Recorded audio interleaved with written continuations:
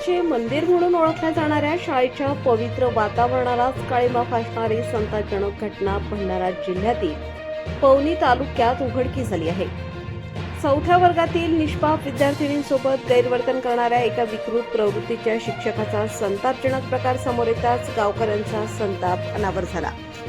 संतप्त ग्रामस्थांनी या शिक्षकाला शाळेच्या परिसरातच पकडून चपलांनी चोप देत आपला तीव्र रोष व्यक्त केला.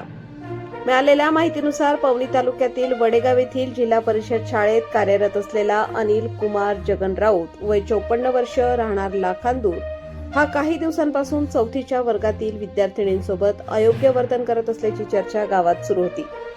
आज मंगळवारी सकाळी 7:30च्या सुमारास हा प्रकार प्रत्यक्ष उघडकीस येताच गावकऱ्यांच्या संतापाचा बांध फुटला. संतप्त ग्रामस्थांनी शाळेच्या आवारातच आरोपी शिक्षकाला घेराव घालत त्याला चपलांनी मारहाण केली.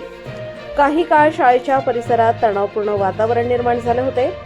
अशा विकृत प्रवृत्तीच्या शिक्षकाला कडक शिक्षा झालीच पाहिजे अशी तीव्र भावना गावकऱ्यांनी व्यक्त केली.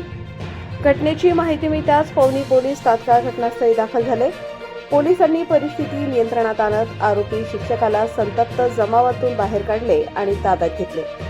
या प्रकरणाचे गांभीर्य लक्षात घेऊन पोलिसांनी आरोपी अनिल कुमार राऊत याच्याविरुद्ध पोक्सो कायद्याअंतर्गत तसेच इतर संबंधित कलमान्वये गुन्हा दाखल केला असून त्याला अटक करण्यात आली आहे.